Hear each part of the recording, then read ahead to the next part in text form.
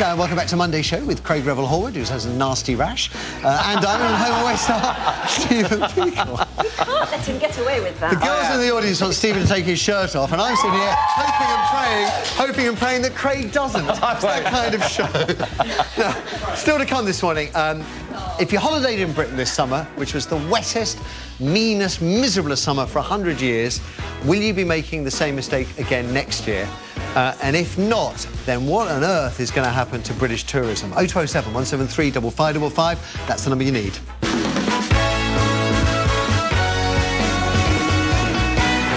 But first, should we let businesses run schools for a profit? Now, 55 new free schools are opening this week. These are state-funded, but run by charities, parents, or indeed businesses. Although these businesses are currently barred from turning a profit. Tory backbenchers want that to change. Why? Well, supporters say if schools were allowed to make a profit, it would lead to a rise in standards and encourage more of these free schools to be set up. Considering schools are still struggling to find places for 100,000 children despite term starting this week, then surely that's something we could all support.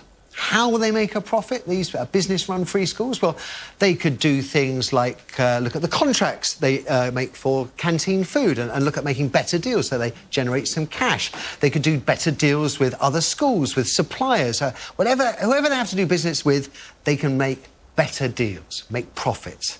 Critics, though, say the main focus of a school is about educating pupils, not about looking at ways of making more cash.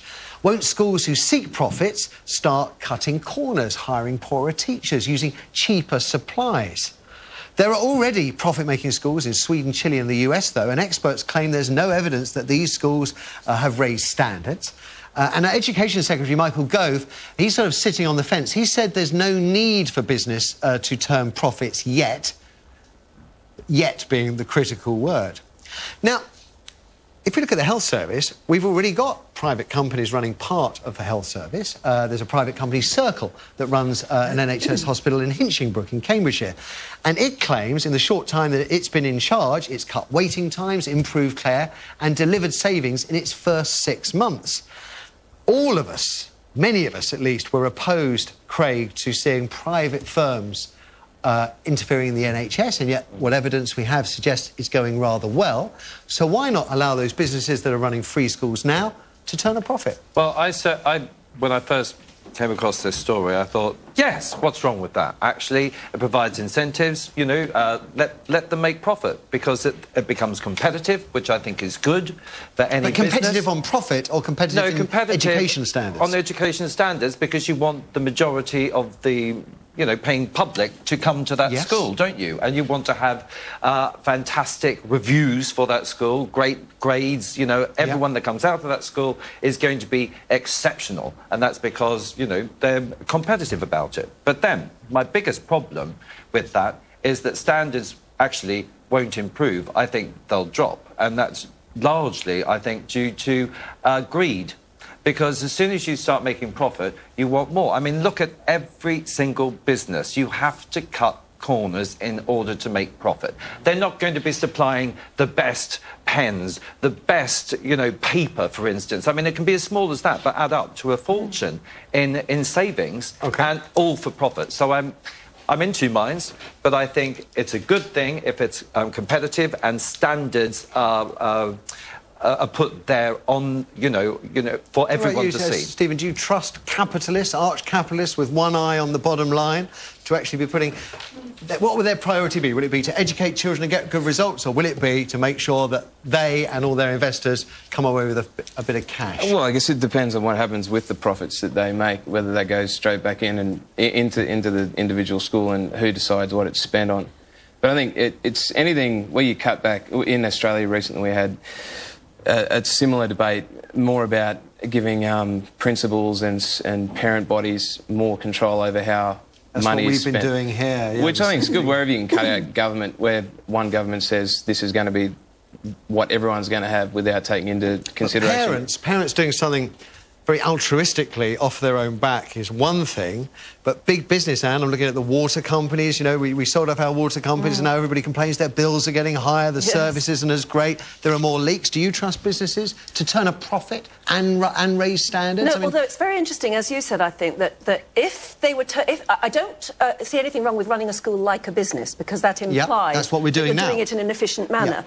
But I think that rather like a charity, they should then be forced to turn the profit back into the school. Good idea. And then they could advertise, you know, we have improved standards, because otherwise we wouldn't be doing well. We've done this, we've done that, and we've made a profit of blah, blah this year, which we are turning back into buying this It'll be interesting to see how many businesses rush to go into schools where they have to give all their profits back into the schools. But that's the only compromise I can see, because basically it's immoral, I think, to turn a profit on educating our children. I still find it difficult to believe that a business turning a profit will lead to a rise in educational standards. But it'll lead to a rise of league tables and people cheating their way up the league tables. That's what it'll lead to. If you holidayed in Britain this year, this summer, as I did, and some of the people in the audience I'm talking to during the break, how did you enjoy it? The whitest summer for 100 years? Will you be making the same mistake again? I hate using the word mistake. Will you be booking a holiday in the UK again? A lot of people I spoke to in the tourist industry in the West Country are fretting that you won't. Back in March, when we were, of course, facing a terrible drought, Stephen Fry, Rupert Grint and Julie Walters were begging us to have a staycation. Did we listen? Did we, heck? Around 1 million people missed out on their annual holiday this year due to various reasons, principally because we were skint. More than 8 out of 10 of those people would have holidayed in the UK, but there was still a huge surge in the number of people that flew away to the sun, up 20%. Did those people make the right decision? Well, in a moment, we're going to hear from those of you who stayed in the UK and endured the rain in epic volumes. But what I really want to know is if there's going to be a knock-on effect on British tourism next year. As it is, holidaying at home already has a bad reputation as far as cost goes. A 10-day holiday in Britain costs around £710 per person on average. They must be going much posher places than I did, compared to £680 per person for a foreign trip. And I'm going to drop this. Stephen, you've been in this wonderful country for one whole day.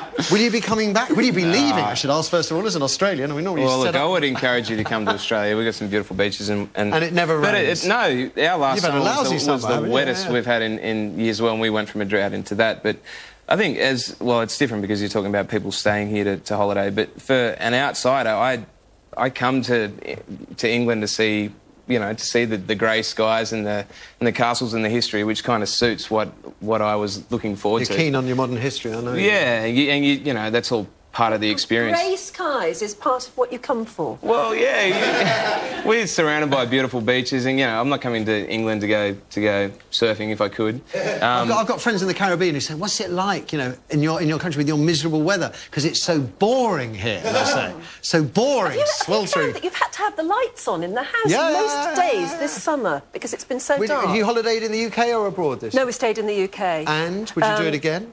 Well, I can't. I'm sorry, but the temptation is really, really strong to say no. We're going cheap package holiday next year to at least get a bit of sunshine. I feel so pale. See, tinted moisturiser I found's cured my problem. Just thought I'd mention it.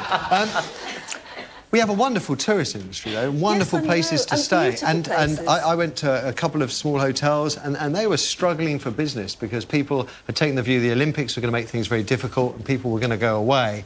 And set against the backdrop of the weather, they're sitting there and they're worried for their futures, and I share their concerns. So maybe we need another campaign to remind us that, like you said earlier, maybe because we've had such a dismal summer, next summer has to be better, doesn't it? Has to be. Well, that's how I'm playing it, darling. Not, you know, it really is. I went on a driving holiday. I thought, oh, fabulous. Just got my time stag, darling, passed my test, got the car, all fabulous, spent 20 grand on it, you know, and thought, right, have the top down, summer, get onto the M4 for the first time ever with the top down, and then it poured with rain. I couldn't get off. I had to take the turning off in Reading, and as soon as you slow down to 55 miles an hour, it just saturated you. It was hilarious, absolutely terrifying, but hilarious. But I was driving down to Perranporth, you know, round Cornwall. Yeah.